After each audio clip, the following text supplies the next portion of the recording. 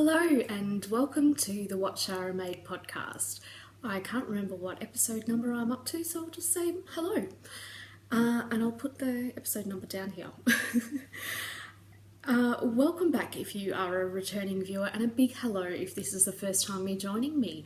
I've got a couple of FOs. No, I'm lying, I've only got one. And I've got multiple whips, of course. And one is a design whip, the rest are just regular whips, and a couple of other little things to tell you about. The first one I'll tell you about is something you might have seen in the last episode. It was the beginning of a pair of socks that I was making for my mum's birthday, and I thought I was going to use one yarn, but I ended up swapping. So after I'd made the cuff with the mustard coloured Fable yarn, check back in the previous episode if you're curious. I was going to use an actual bunny yarn for the body of the sock, but I changed my mind at the last minute because I found a new yarn at my local yarn shop and decided to use that, and I'm really glad that I did because it worked out really well. And that yarn was this one here, so that's Fiddlesticks yarn, and it's Socks Bamboo, and as you can see it's a blend of merino, superwash yarn, bamboo and nylon. And I've used a bamboo sock yarn before and it wasn't very successful. It was a fine yarn, it was a perfectly nice yarn, but it really wasn't suitable for socks at all. Even though it was designed specifically to be used for socks, it was completely inappropriate for socks. I have no idea why they called it a sock yarn. This one, however, was absolutely perfect for socks. It's beautiful. It was really nice to knit with, actually. And the patterning, it's a self-patterning yarn, was really interesting. And the colours were beautiful, and the fabric that it knit into was gorgeous, and it worked really well with the mustard Fable yarn on the cuff, heels and toes as well. And I got those finished just in time for my mum's birthday, and I gave them to her and she's really pleased with them. She said she's been wearing them around and she's really enjoying wearing them, so that was great. And I'll pop a picture in here.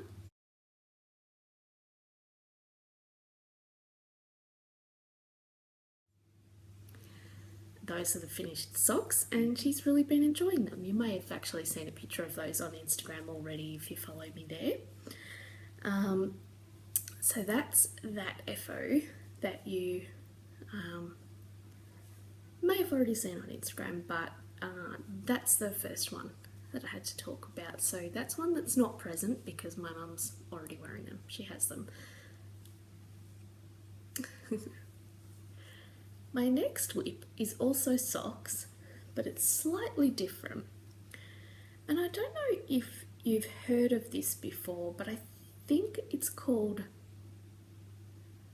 I've left the packet in the other room, Magic Socks or Magic Ball, not really sure. I'll put the name down here. And it's by Wool and the Gang. And this is what the ball looks like. It's an 80 gram ball as opposed to your regular 100 gram ball of sock yarn. And it's a self-patterning sock yarn. And it's a little bit different to your regular self-patterning sock yarn because this one knits up into what appears to be a leopard print pattern. It's pretty cool, but you have to have your tension spot on for the patterning to work. It cannot be off at all. It has to be exact according to the pattern or it won't work. And it suggests you use 2.5mm needles, and that's what I normally knit my socks on. And you cast on 60 stitches, And I usually cast on 64 stitches for my socks. That's my typical sock knitting, 2.5 needles and 64 stitches. This was 60 stitches, and I thought, okay, well, I'll start off with 2.5 needles and see how I go. And they give recommendations for how to judge whether you should be going up or down in needle size and things like that. And once you've done the cuff, you get the opportunity to judge, because I'm just going to hide some of the sock so that I can show you this section. See these little single rows here of colour, just single stripes. And it says in the instructions, knit those single rounds. So this is all the yarn is all continuous and it's dyed in this manner. You don't cut the yarn at all at this point here. It's all one ball of yarn. And you knit around, and if your round, you can judge by if you knit over or under. One of those stripes should be one round, is what I'm trying to spit out here. And you can then judge your gauge by how many stitches over or under you are in that single round. And according to the instructions, I needed to go down a needle size. And I thought, well, fair enough, that's fine, I've got no problem doing that. So I went down a needle size. And then it was way too crazy. So I went up a needle size, and it was way too crazy. So I went down a needle size, but started knitting looser. And that was way off. Then I went up a needle size and started knitting tighter, and just, it was bonkers. And by that stage you get a few rows to adjust what's going on. You can see there you've got a few lines to adjust what's happening before you get into the pattern section.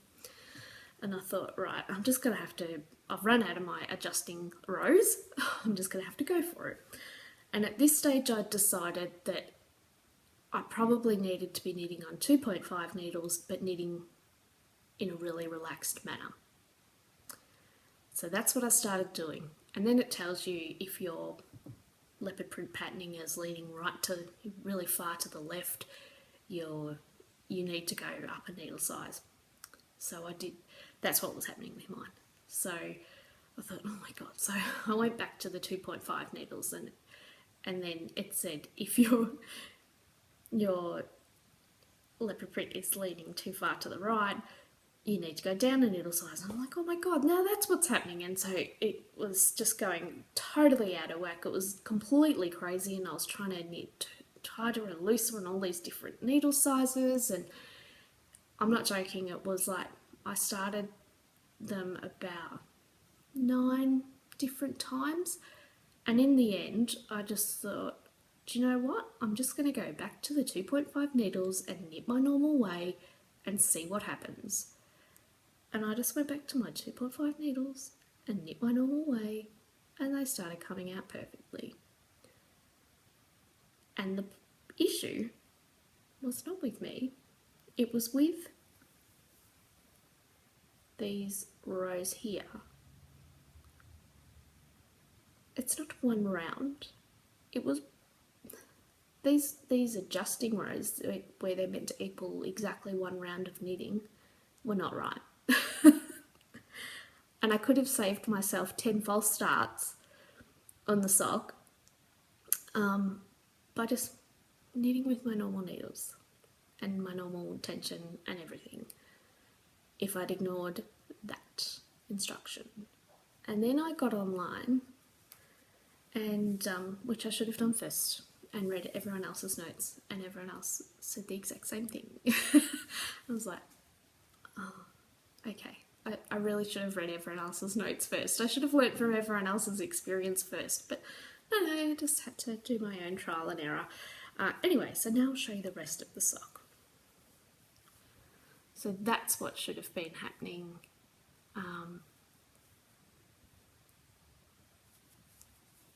Really.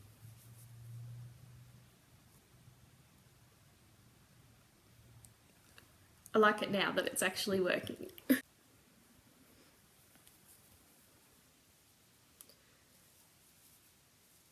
So these long ones at the top are where I had just given up starting again, and I was like, I don't even care if they're long. And these ones down here where they're more round and look a bit more like leopard print are where I just went back to doing my regular knitting. So these long ones where they look a bit weird are where I'd given up starting again, and I thought, I don't even care, I'm just going to have splodgy socks. And they're the ones where they look like they're meant to look. So that was my strange traumatic sock experience. And now I'm up to the part where you stop and see how the yarn has changed? Oh, you probably can't see. The yarn has now changed colour, and you wind off this part of the yarn until it gets back to this browny kind of colour, and that yarn is for the heel, and then you knit this yellow part in, which was actually from the beginning of the ball. Are you still with me? Across half the stitches, which will then be used for an afterthought heel later on, and then you continue knitting the foot until you get to another colour change, which will then be the toe, and you'll complete the toe, and then you'll come back and do your afterthought heel with this little wound off ball that you did now. So it's a really interesting construction with this very interesting self-patterning yarn, and it's been an interesting process, but I wouldn't trust these lines at the top because they are incorrect. Good concept, poor execution at the top there. But yeah, I'm enjoying that. I'm enjoying them, and I think I'll really enjoy wearing those. I love the pattern and the colour, and I don't even dislike that. I really like that. It doesn't worry me at all that it doesn't look like leopard print there. It sort of looks like beautiful clouds or something. Anyway, so I still love it. Doesn't matter.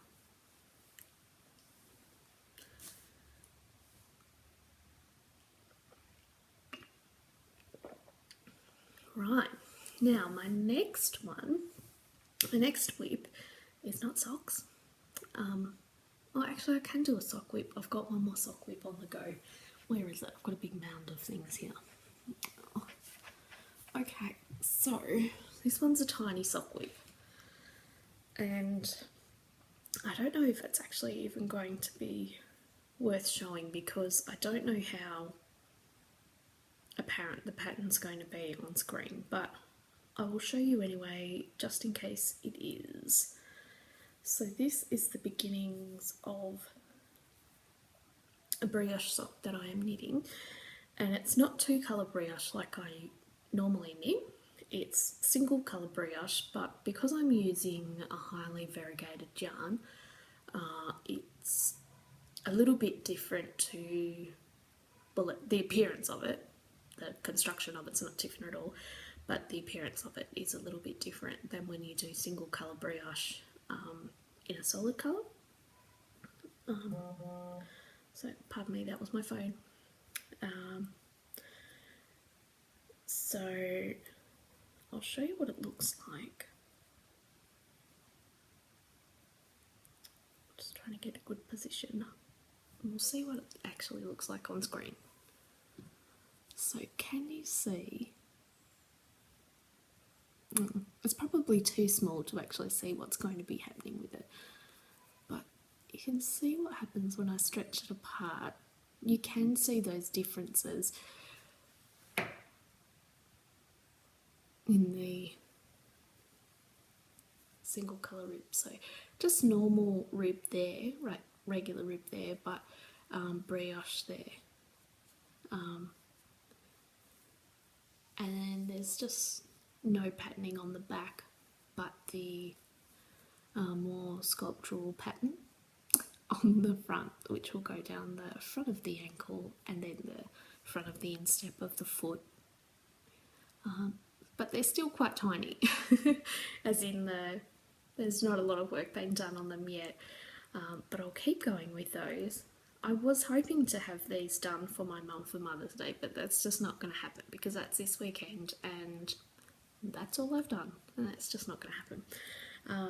So I have an emergency pair of socks that I'd already made previously that I will give Mum for Mother's Day instead, along with some other little gifts. So I will keep working on those. I wonder if I can show you the inside and you can see the difference of what is showing up there. So it's always interesting to see what things are apparent and what things aren't when you're using a variegated yarn in single colour brioche.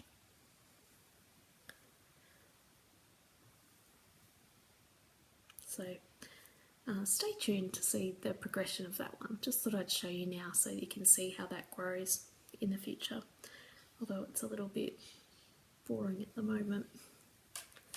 So my next whip is not socks, but I shall show you anyway. I think I've probably discussed this maybe, but you wouldn't have seen it because I don't think I had cast it on the last time we spoke. But it is the beginnings of my next True Friend sweater, and that is a pattern by Vera Välimäki, who I'm sure you're all pretty familiar with. She's very popular because she's very talented, and I've made this sweater before. I don't know if I made it last year or the year before, but it's one of my most worn pieces. I love it to death. I wear it all the time, and I often think to myself, if only I had this sweater in a different colour, it would go with this outfit or go with that outfit. And I think, why don't I make myself another one? And I've got plans to make possibly some more in different colours so it fits into my wardrobe in a few more places, with a few more outfits, because I love the style and I love wearing it. So I decided to make myself another one. And I may actually possibly put a picture of the sweater here.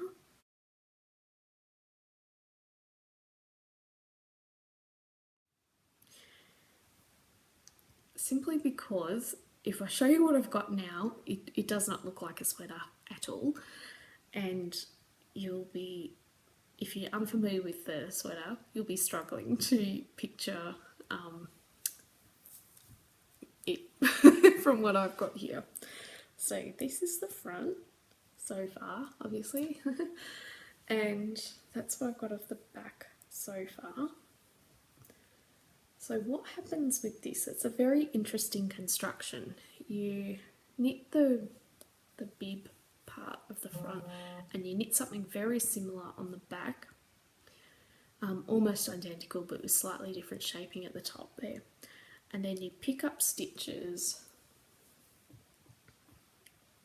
pardon me, all the way up the sides of both and all the way around, and you actually knit in a circular fashion all the way around in stripes, creating the rest of the body and the shoulders and everything. And the other colour that I've got to go with this beautiful colour is this one, with my beautiful crazy winding. You know I struggle with this. So these are the two colours that are going to go together. That's reasonably accurate depiction. So these are both beautiful white gum wool from Rosehip Island. Lovely Hannah dyed these and they are gorgeous. I can't even begin to explain how soft these are. It's ridiculous. I cannot wait to wear these. I hope they look okay. I think they will. A bit hard when I'm wearing this bold colour, but I think they'll look okay on me. I'm really excited about wearing that. And this section of the pattern is a nice, good travel piece because it's just stocking stitch back and forth. In rows, you really don't have to think about it at all. So I've been using that as my travel knitting recently, and I had it yesterday while I was looking after some kids, and I was knitting on it, and they were looking at me like, what are you knitting? They used to see me knitting socks and stuff, but this was just too weird. And they're like, when I said it's gonna be a jumper, they're like, who for? Because that does not look like a jumper. And I was like, and I had to end up showing them a picture of it, and they were still a bit sceptical that this could possibly end up being a jumper for me, and or a sweater for me. They were very confused, and I think possibly a little bit concerned that I'd lost my mind, but I'll look forward to showing them when it's done. I'm sure they'll be very pleased. Now, my next whip, it's a design whip, and it's just tiny again, and once again it's one of my wacky in the round, not really in the round pieces with all the tentacles on the back. Looks like jellyfish tentacles. That's what I always think of when I see this. I don't know if anyone else thinks of that too. Probably not. That's just where my brain goes. I do really love jellyfish though, so that's probably why my brain goes there. Little insight into that. So, more brioche. I know, I think that might, oh no, second coming of the brioche in the podcast. So let's just get rid of that so you can see what's happening. So this is, I don't know how well it's really showing up, but you kind of get the idea. I actually want to make a 4-ply brioche sweater. I'm really sorry if you can actually hear my phone buzzing next to me on this chair next to me here, and I've got my phone sitting there and it keeps vibrating. I'm really sorry if you can hear that. I actually want to make a 4-ply brioche sweater for myself, and I ordered this yarn online, and there's always a bit of a risk when you order yarn online that the colours are going to be a little bit different in real life, of course. And one of the other things when you order yarn online is you can't hold the yarns up next to each other and see exactly what they look like and how they're going to play together and things like that. And this yarn, this colour in particular, looked very pink online, and that's what I wanted. It looked like a beautiful sort of salmon, dusty sort of salmon colour, and that is what I wanted. I thought it was like a beautiful sort of dusty apricot salmon kind of colour, and this looked like it's actually coming up quite green on the screen to me here when I look in my viewfinder, but looked like a sort of a dusty grey brown, really earthy kind of colour, and that's exactly what I wanted. When they arrived, they're very similar to each other.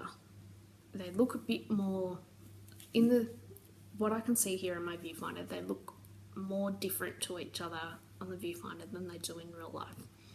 They're quite similar to each other. This is more like a light brown, and this is more of a dusty grey brown, but it's not dark brown, and they're really similar to each other in real life. So then not disappointed, but I was less excited. And I thought, are they even going to have enough contrast to bother knitting them into brioche? And I don't want to knit a whole 4-ply brioche sweater only to discover that you cannot even tell that I've got 2 different colours in there. So I did the partial swatch, and you can actually see more of a contrast on screen than you can in real life. It's hard to explain because it's much more contrast on screen. I don't know whether I'll continue with it or if I will swap one of the colours. I did consider dyeing one of the colours, but I don't know if I can actually be bothered doing that, like unravelling all 4 balls and dyeing them and then rewinding them, and that just sounds like a bit of a nightmare to me. So I might swap one of the colours and actually buy a pink, because that's what I wanted. I wanted a pink, not a brown. It's kind of like, no, it's not even the same colour as my hair. It's like I don't know, it's sort of like the colour of a mouse or something. It's not even a nice brown. It's sort of I don't know. I wanted a pink. So I may just have to go and buy a pink. So it was meant to be pink and brown, or like a salmony kind of colour and a brown, but it was, now I've got like a brown and a brown. And I don't want to just look like a tree when I'm wearing it. Like, you hear me. I know you know what I mean. So it sort of gets a bit lost. It's a bit too subtle, I think that's what I'm trying to put out there. Oh, I'm not doing very well with my words. It's really early in the morning. So, yeah. I kind of, I like it, and the lighter colour is indeed showing up, but none of the detail in the darker colour is showing up at all. So it's sort of like I've got these lighter colour patches followed by nothing at all, and I wanted both patterns to be visible. So otherwise there's no point having that pattern at all. And of course, if you're standing right in front of me, you'd be able to see it, but I want the whole thing to be in action all the time, if you know what I mean. Like, the whole pattern should be in action all the time. So I'll have to reconsider what's going on with that, which is annoying because I want to get it done right now because I've got a deadline for when I want to wear it.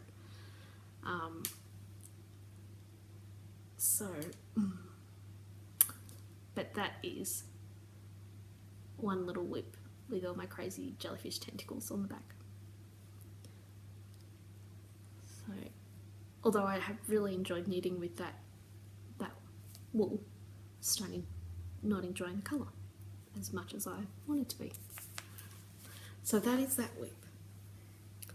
Now, I don't know if you've noticed a difference in the light throughout the progression of this episode. I don't know if it's actually become different, but we've actually had some crazy weather forecast for the coming days, and it started last night with some torrential rain, and we haven't had really any rain for a very long time, so naturally all the rain has come at once. We're meant to have a month's worth of rain in 2 days or something, you know, something crazy like that. And this morning when I got up, I thought it was going to be really wild and crazy. That was the forecast, and it was a beautiful, glorious day, blue sky, sunny, absolutely beautiful. And I thought, nothing. I was getting excited about the wild weather, and now, just while I've been talking to you, the weather has turned and it's gotten very dark outside. There is no sun, and it's actually gotten really cold while I've been sitting here talking to you. So, anyway, I might have some more of my coffee.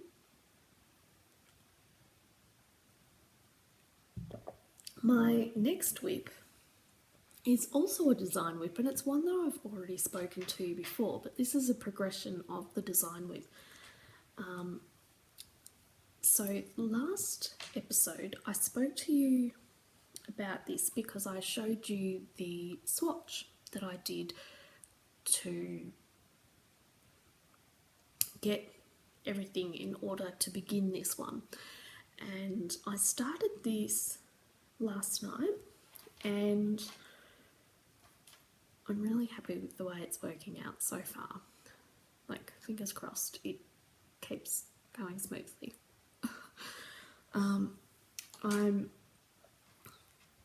You may remember my swatch that I was doing with these colours, and I was really unhappy with one of the swatches because I didn't like the way the colours were coming together. But there were two swatches on that piece, and I was unhappy with one, but I really liked the other one.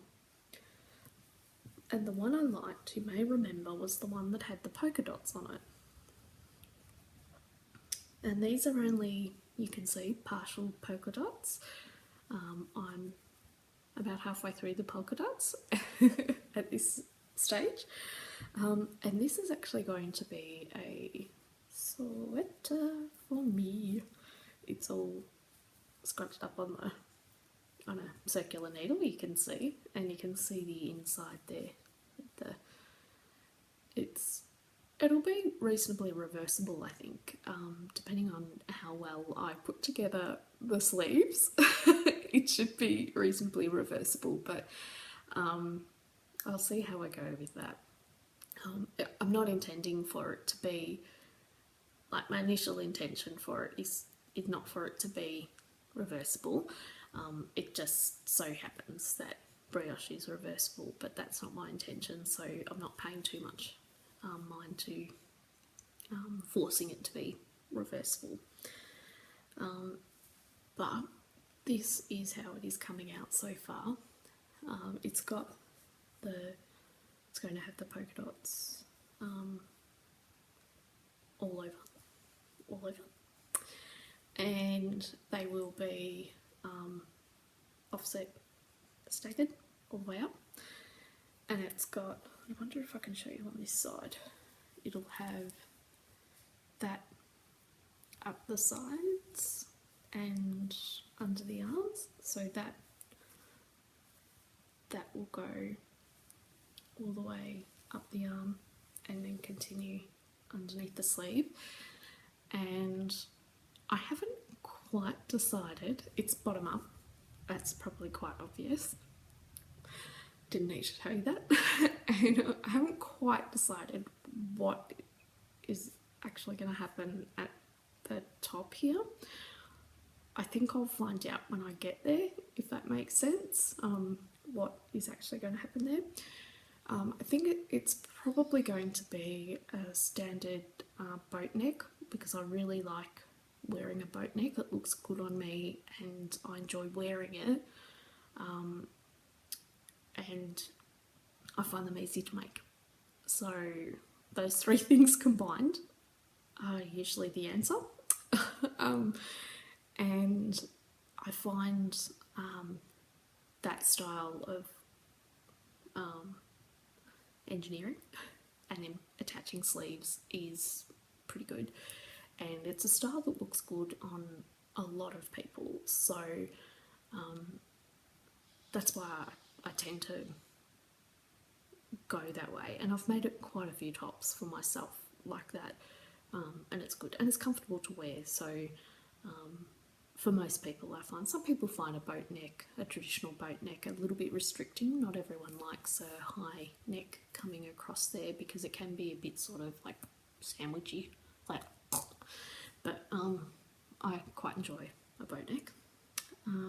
And they're actually very flattering. Not everyone thinks that a boat neck is flattering on everyone, because it has that strong horizontal line across there. Sometimes people worry that it will cause it'll make it look like you've got really broad shoulders, but it doesn't necessarily do that. So it's a very flattering design, particularly when with this style where you'll probably have a drop shoulder as well, so it lessens that broad shoulder appearance. So I think that's how it's going to go, but we'll see when I get up there what happens with it, because this is just a prototype, and depending on how successful it is, that's when I will decide whether I'll make it into a pattern or not. But that is what is happening with this baby, and I'm going to keep working on it when I stop filming with you.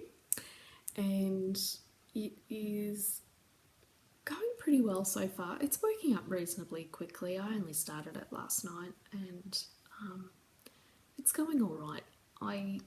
Sometimes when I've got a bit of a deadline, and I do have a deadline for this because I want to wear it to a particular event on a particular date, I like to give myself little timelines. So,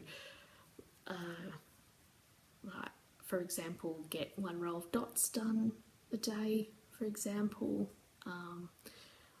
So I know that if I can get 1 row of dots done a day, and there's going to be 10 rows of dots, then I'll have all the dots done in 10 days, and then maybe get 1 sleeve done every 2 days, things like that.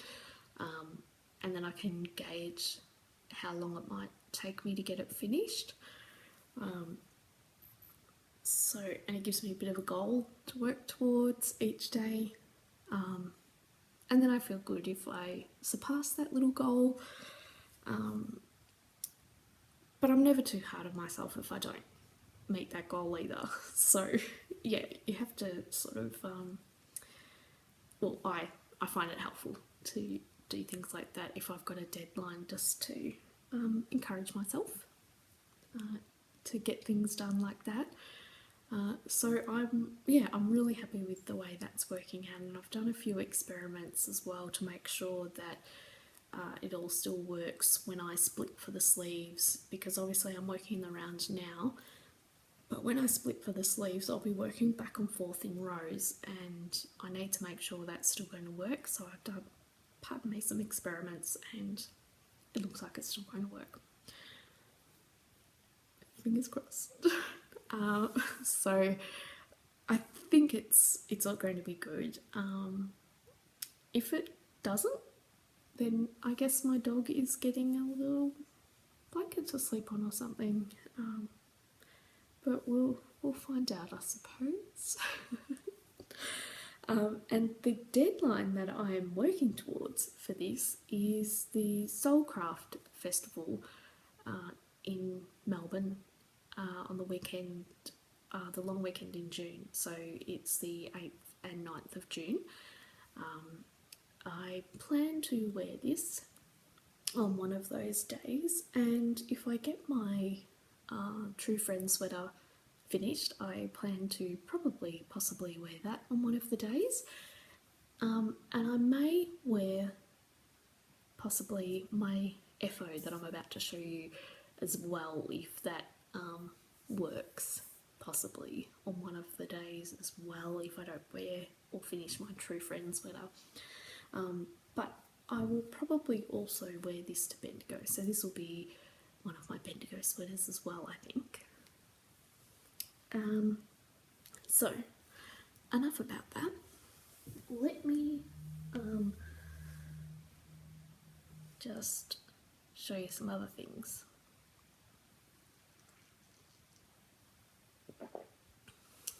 Another thing that I am thinking about making, that I would really like to make for the Soulcraft Festival, is a jacket. And not knitting a jacket, but sewing a jacket. And I've been thinking about making this jacket for a really long time. Sorry, I've got wool fluff on my nose, so occupational hazard there. I've been thinking about making this jacket for a really long time, and I've purchased the fabric for it. I've got all the pics I need for it, but I just need to get the courage now. So if anyone knows somewhere that you can purchase the courage to start a crazy sewing project, let me know. Just in the notes down there. I am going to attempt to make this, but not in the floral fabric because it looks a bit like a dressing gown, and I'm pretty sure I had a dressing gown like that as a kid, like exactly like that. And I know for a fact that I had a pair of quilted overalls that were identical to that as a child, and that might be partially why this appeals to me. They were pretty groovy overalls, and but I don't think I wouldn't wear that.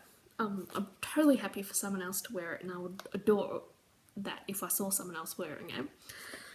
But it's not for me.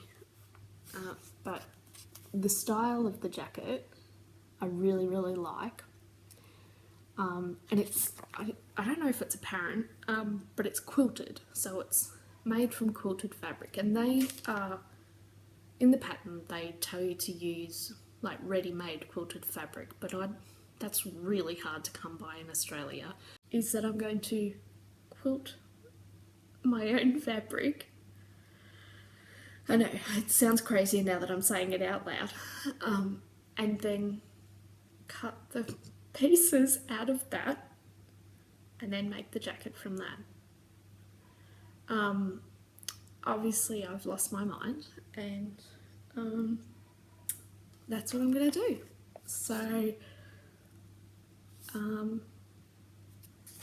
I might need to reassess that idea, but that's the plan. And I'm going to make this short style, but with this little, it's got a special name, that little collar. It's got a cute name actually. Anyway, I'm not making the hood. I'm doing the short style with the long sleeves and that style pocket with that style collar. And I've purchased some really beautiful charcoal grey linen. I'm going to line it with a darker charcoal grey linen, and I think on the back, this is my plan, but it might not work out, on the back of the jacket, because I didn't want it just a plain grey jacket, although that'd be lovely, but I wanted something a little bit fancy because I'm actually going to the trouble of making it, to put, I'll experiment because it might just look dumb. I want to make a quilted sort of star, like a traditional quilt style star, not like a, star, not like a 5-pointed star, but like a traditional quilt style star, you know what I'm talking about, in a different fabric, like an interesting fabric. I've got a couple of options. I've got some really beautiful hand screen printed fabric, as well as some really interesting hand dyed indigo fabric as well that I picked up recently. So I quilted star and put that in the middle of the back and have that sort of as a decorational piece in the back, and then just have the rest of the jacket quite plain. So that's my thinking. So it's going to be linen outer, linen lining, and then cotton like batting in the middle. So it'll be all natural fibres, which would be my preference. That is my intention. Whether I'm actually capable of doing that or not, I guess we'll all find out. I imagine there's going to be a significant amount of swearing, possibly some tears, and it may just end up getting like thrown on the floor. Who knows? But that's one of the other things I'd really, really like to make for the Soulcraft Festival. I'd really like to wear it, and it's suggested that you make it with a significant amount of ease, and I'd like to be able to wear it over the top of sweaters and things like that. So that would be good. It'd be a good sort of overcoat kind of thing. But also good to just sort of wear around and stuff, over t-shirts and whatnot. But we'll see. We'll see how I go. That's my intention. Whether it becomes a reality, I don't know. So that's that. Now here is my FO. You may have seen it already on Instagram if you follow me there. This is, let me hold it up for you all. Now it is an FO in the manner that all the knitting is done. But it isn't an FO in the manner that it hasn't been blocked, the ends haven't been woven in, and you can see here. See?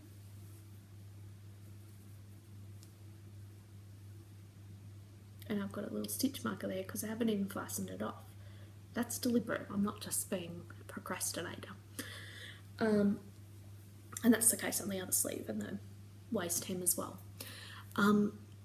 Because, first of all, this is the Trembling sweater by Animals, who you may know as Sweater Spotter on Instagram.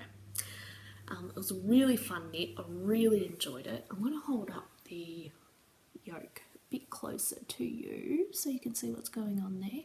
It's still a little bit hard to see because of the colours.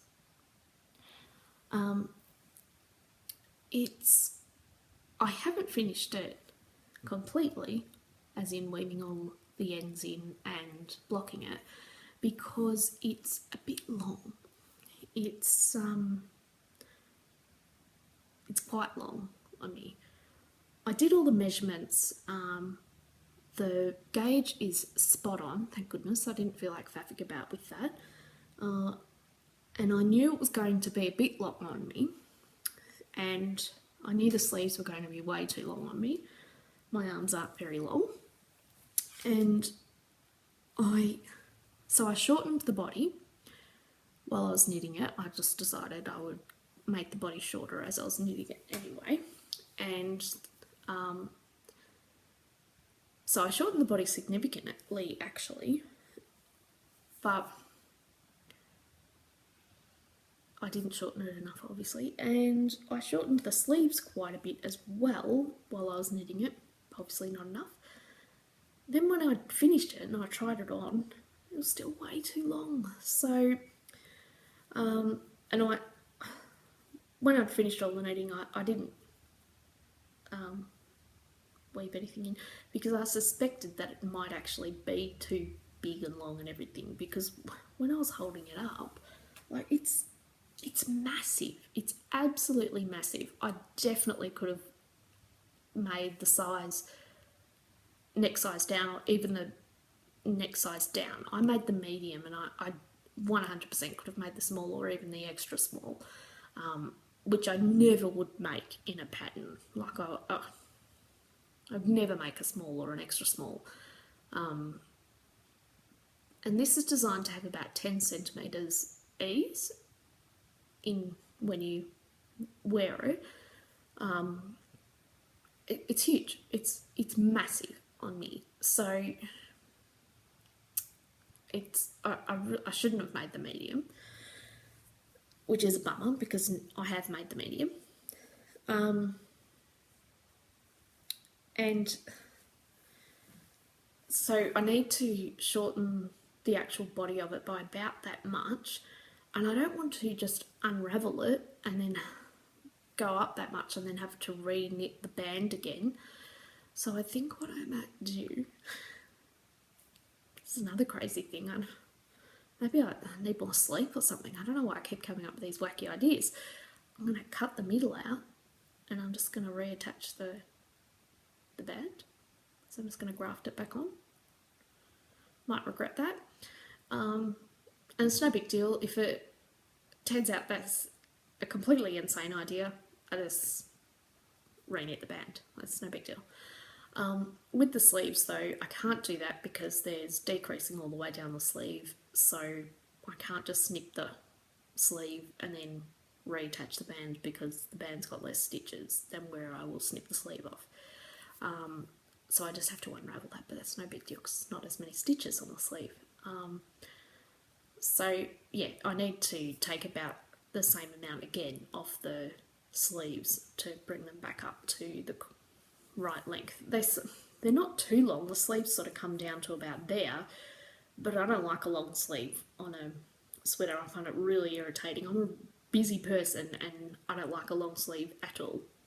They get in my way. I'm always just pulling my sleeves up anyway, so it's annoying to me. I like to have them maybe at the longest about there, so they're out of my way. So I want to bring it back up to about there. And that was my intention with it anyway, but I think, when I measured everything as I was making it, I thought that's where they were going to end, but the yoke is very long and that lengthened everything as well, so I think that may have played a part in why everything was so long. So it's either going to be sweater surgery or I'm going to be reknitting the bottom of everything, but I guess we'll find out. The other thing is you can probably see with the shadows that this yoke is very corrugated, and I'm really hoping that it flattens out in blocking, because when I wear it presently, because it's too big for me, my body doesn't stretch the yoke out at all because it just sort of sits on me, and it looks somewhat comical because it's just the corrugation's just sitting out, so any sort of silhouette of me, you can see the corrugation sticking out, and there's all these, like, I don't know, look like a I was going to say triceratops, but I look like a creature of some description, because all the corrugations are like, you can see them, they're like sitting, and they are sitting like out, creating quite a lot of extra girth. And when you see it this way, sorry, I didn't mean to knock the camera, they're sitting out like this, and they create quite a veranda on my bust. And it's comical. It's really strange, and I probably wouldn't wear it out. If that doesn't come out in blocking, I might just have to give the sweater away to someone who's bigger in the shoulder area than me, so they can sort of stretch it out as they wear it, because it's just not going to be wearable for me, because it's weird. It is strange. It looks funny. So I really, really love it, but it needs some adjusting. I love the way it looks, and I really love that pattern and everything, and I actually love the corrugation, and it feels beautiful, really feels amazing actually, and the corrugation actually feels amazing to like run your hands over and everything, but it looks really funny. You could probably wear it to a party or something where you're going to be a bit groovy, but yeah, it's sort of, I wonder, you can see that, like you can see the texture of the corrugation there. Yeah, so it's a bit, the yarns I've used, I'm really happy with the yarn. You can see that beautiful yarn. This is, I don't know how to pronounce it, you're probably gonna laugh. I can't even say it. I'm not even going to bother saying it out loud. I'm just going to put the name down here. Thank you. And this green up here is Yarn vs Zombies in the Melbourne street art colourway, which I love. It was gorgeous. So there is that one. And if I can make that wearable, this one wearable, I'll probably wear that to Bendigo. Let's see. Now, let me check. I actually made notes for this episode. It's so long too. Oh my god, this is getting crazy. No. Yes. Yes. Yes. Yes. Yes. Yes. Yes. No. No. Okay. All right. Now, have you joined in the Brioche Cal in my Ravelry group? Because it's going swimmingly. There's a lot of people taking part, and there are some amazing pieces already in the FO thread. And there's a lot of people who tried Brioche for the very first time in this Cal, which is amazing, and they've all done really well. A few little hiccups when you first start, and then suddenly it clicks, and they're off, they're racing, and they've all made beautiful pieces. I'm so impressed, it's really exciting. And there's lots of chatter going on in the chatter thread. It's really, really beautiful. So thank you to everyone who's already joined in, but you've still got time to join in if you haven't joined in yet, because it doesn't finish until the 31st of May. So you've got lots and lots of time to join in. Join in now, start creating. You don't even have to finish something to be eligible for prizes. You just have to start something. Just to join in. It's lots of fun. Everyone is really lovely in that group. So you've got lots of encouragement, you've got lots of inspiration. People are really excited about it. It's really, really good. I'm really excited about it. There's been quite a few things popping up on Instagram. You've got the hashtag there, so that's been really beautiful. Thanks so much to everyone who's already doing it. Join in, there's beautiful prizes. You can see the prizes in the Ravelry group. And if you want to have a look in the FO thread, it's really good, really, really good. So take a look in the Ravelry group, you won't be disappointed. So that's the Brioche along. You've got until the 31st of March. That'd be a very long Cal. 31st of May. And I'll be drawing winners in the first week of June for that. So you've still got loads of time. And speaking of winners, I have got to announce some winners for the year-long stash busting craft along in my Ravelry group as well. And I've got a March winner to announce. So if you can see your name right here now, you are the March pattern winner. Congratulations. So you just need to contact me via Ravelry and just let me know the name of any individual pattern on Ravelry that you would like to have, and I will happily send that to you via Ravelry. So any pattern on Ravelry at all that you like, and I will send it to you, and that is your prize. And also the April winner. So 2 people. If you can see your name here right now, you are the April winner. Congratulations. If you want to get in contact with me via Ravelry and let me know the name of the pattern that you would like, any individual pattern on Ravelry that you would like, let me know the name and I will send it to you. Congratulations, you are the winner of our April prize for the year-long stash busting craft along, and once again everybody can join in with that craft along, make along, knit along, crochet along, weave along, anything at all, as long as it's fibre related, spin along, you can do it.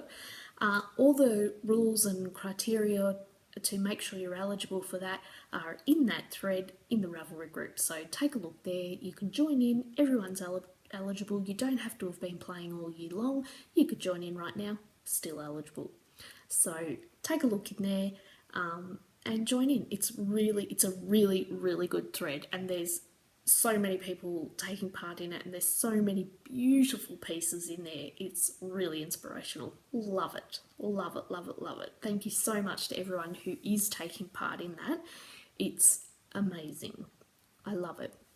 Now, another thing that I am taking part in myself in May is the world's longest cup of coffee here right now. But also is the yarnathon at my local yarn store, which is Crumbs Craft in Hillsville. And every year in May, they do a yarnathon where they raise money for a chosen charity. And this year, their charity is Beyond Blue. And if you're in Australia, I'm sure you're familiar with Beyond Blue. But if you're not in Australia, Beyond Blue is a charity that supports people who are experiencing issues with mental health. And they do great work, and it's an excellent charity, and it's a topic that I think everyone has been touched by in some way or another throughout their lives. And so I think everyone can feel connected to this charity, and it's always important. So this year, Beyond Blue is their charity. They're raising funds throughout May, and they're doing it through their yarnathon.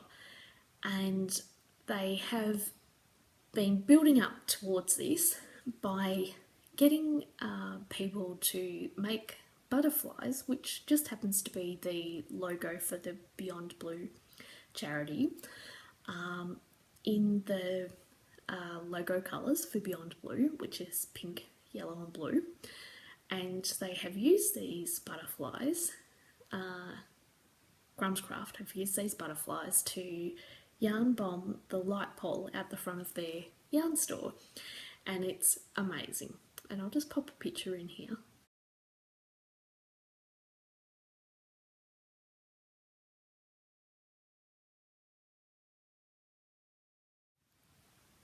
Looks pretty good, doesn't it? And that's just to get everyone aware of what they're doing, and it's pretty exciting. People really enjoy it, and they love seeing the light pole. And Crumscraft often decorate their light pole like that, with some sort of decorational yarn bombing out the front, and everyone loves it. Kids love it, everyone loves it. And they also do this yarnathon throughout the month of May, where people can get their friends and family to sponsor them to knit things. It doesn't matter what it is, they can knit whatever they want. Say your friend wants you to knit them a beanie, you can say, sure, I'd love to knit you a beanie, but you will need to sponsor me.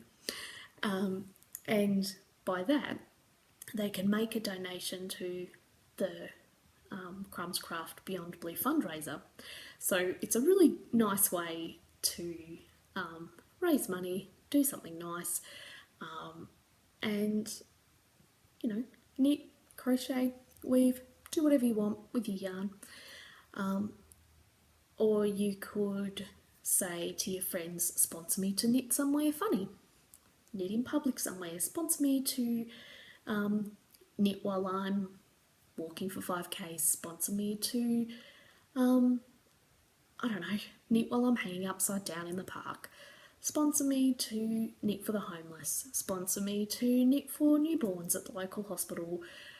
You can do anything. You can choose what your friends or family sponsor you to do, or you can simply just make a donation. And at the end of May, they also do a 24-hour knit-a-thon, and it's really cool. So at their shop, you can go and knit literally for 24 hours. They have the shop open for 24 hours, and you can go in there and knit for the whole time if you want to, or you can just pop in for an hour, or you can pop in for 2 hours, you can pop in at 3 a.m. to the yarn shop and knit. It's crazy, it's awesome, I love it. And they raise money that whole time, and so the whole town gets really excited about it, and people come from really far to join in with it. And because the town's actually a bit of a tourist destination, because there's lots of food and wine and things like that in the area, get lots of people from out of town who are really excited about it as well, and they're like, oh my god, what are you doing at this time of day? And say, we're actually knitting for 24 hours, and they get really excited, and everyone loves supporting whichever charity the shop is supporting it during their knit-a-thon. Of course, you can crochet as well. There's no exclusion there, but knit-a-thon sort of rolls off the tongue a bit easier. And it's a really exciting time. So I'm actually going to put a link in my Ravelry group to that, to their yarn-a-thon for the month of May. So if you're interested in doing anything, or you want to get your friends to sponsor you and you want to donate money that your friends sponsor you with to the fundraiser, you can, and take part in it, and it's really fun. It's really exciting. I'm doing it, my friends are sponsoring me, my family is sponsoring me. I'm making up all sorts of funny things that I can use as an excuse for people to sponsor me to knit things. So I'm already going to be knitting, you're already going to be knitting. Find an excuse to make someone sponsor you and raise money for an excellent cause. So I'll put that link in the Ravelry group, you'll be able to find it, and have a fun time raising money. So for a really worthy cause, and enjoy yourself doing it. So that is my charity spiel, and I think, have I actually touched on every single topic now?